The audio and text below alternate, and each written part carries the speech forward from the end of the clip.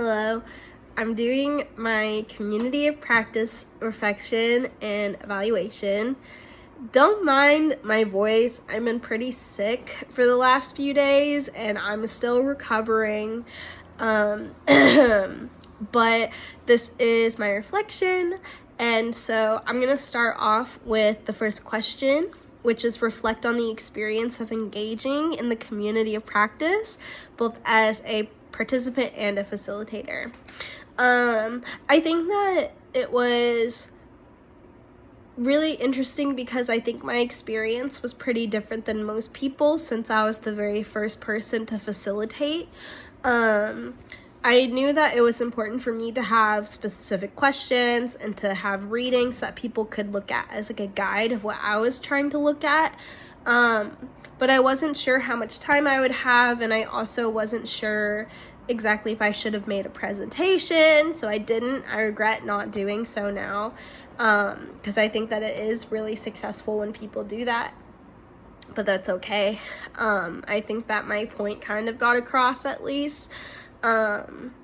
And it was also really interesting because a lot of the topics were things that I was pretty in the know about already, but I was more so interested in the diversity aspect of presenting, because I think of myself as a very diverse person in a lot of aspects, and so it was important for me to choose something that I was either knowledgeable of or something that I wanted to learn more about. And it was important for me to have like a good somewhat agenda. Even though I didn't really stick with the agenda because of my lack of time, I knew that having really good questions was important as a facilitator, as well as being open to like the group's responses to things and seeming knowledgeable about the thing that was at hand, the topic that was at hand. And so I put a lot of my efforts towards making questions that would pique people's interest. And in the sense of being a participant, I wanted to make sure that I was a participant that would pay attention to what people were talking about and to pop my opinion in as needed, and to stay engaged. Because whenever you're presenting, it's really hard when people don't pay attention to you, or when they don't ask questions, or when they kind of just look lost. And so a really good way to make sure that you don't feel that way when you're that other people don't feel that way when they're presenting is to just kind of pop your opinion in, to show that like you're actually interested and like understand what's going on, and that you're not just kind of sitting there just to be there. And I'm going to move on to the second question. Evaluate the effectiveness of the strategies implemented by yourself and other facilitators. For me, my main strategy, of course, was to have a bunch of questions. I tried out the method of handing out like little information cards to everyone.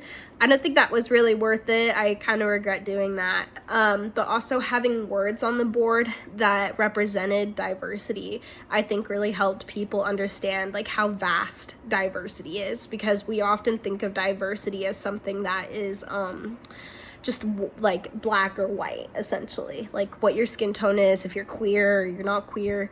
And honestly, it's so much more than that. And so that was really important to me. I think that that was really effective.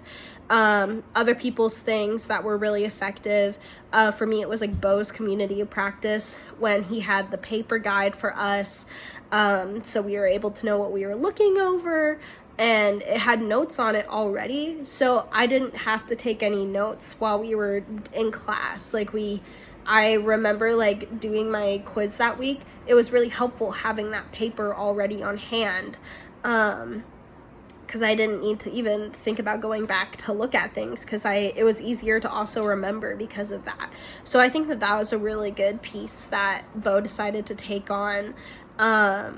But, you know, any charts are usually pretty helpful as well to kind of get a better understanding of like percentages of things. That's always useful. So, you know, Next question, discuss any challenges faced during the process and how they were addressed. Challenges for me, it was being the very first facilitator and not exactly knowing what I needed to do. I definitely should have asked more questions, but I was a little overconfident in what I was going to be doing already. And then like the morning of, I kind of realized, I was like, what am I doing? That was a big challenge for me. And so I tried my best to keep things kind of in the same line of what was happening while we were doing our community of practice. I think that helped a lot, like having active questions as well as having all the things written down for everybody despite not having a presentation. I know I was complimented a few times by a few different people on having scenarios, which was also it was a pretty good thing to have, because I didn't think about having scenarios until a little later that day. And then I was like, oh, that would be a really good idea. So I kind of rushed through to get the scenarios and stuff like that. And I think that kind of helped like gain a better understanding of things. But okay. Next question. Analyze the impact of the community on the participants' learning or professional development. I think this one is a bit broad and yet a bit serious, as we have a pretty small class. And so it's interesting though, because when you look at us, we're a very, very vastly different group of people. People of all different age ranges, different skin color, different majors, different life experiences. And I think that it was really interesting. I'm really appreciating this class a lot, because although I may not be really close to everybody in the class, it's really nice getting to hear people's stories and how they take what we're learning in this class with their own experiences. I love hearing about people's life experiences. And so each individual person has something that they're super into. And it's really fun getting to hear like how diverse like everyone's lives have been, whether it's like the tennis, the military, liking to dance, being into politics, me working with kids. And so like those 5 different things and like how we kind of handle what we believe in has been really, really interesting to me. And so I think that it's really important for our like learning and professional development to have a broader understanding of what people go through in everyday life. And I've really appreciated that part and the impact that that's had on me personally. And I think that other people are taking that into consideration as well. Excuse me. Next question, identify personal insights gained from the facilitation experience. Kind of the same thing as the last question. I think that personal insights would be just kind of, alongside of like so many things that we deal with in our everyday life, like so many of these different things that we think of when it comes to leadership and our leadership styles and how we run is very much based on the lives that we've lived. And I think that that's a really big personal insight into my life and other people's lives and how we handle things like just in general. The next question is offer recommendations for improving future facilitation endeavors. I think that for this specific thing, it doesn't necessarily need like an outline of everything, but a few different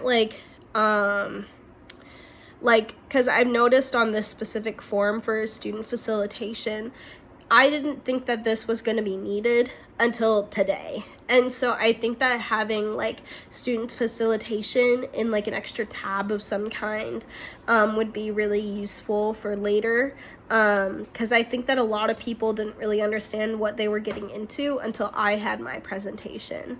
And so I think that would be pretty helpful, as well as having an exact amount of time for how long that we're going to be presenting for, because I didn't know how long I was presenting when I first came into class that day. And so I didn't know if I was teaching or facilitating for the entire 2 hours. I didn't know if I was facilitating for just 30 minutes. I was presenting for 10. It could have been any of those.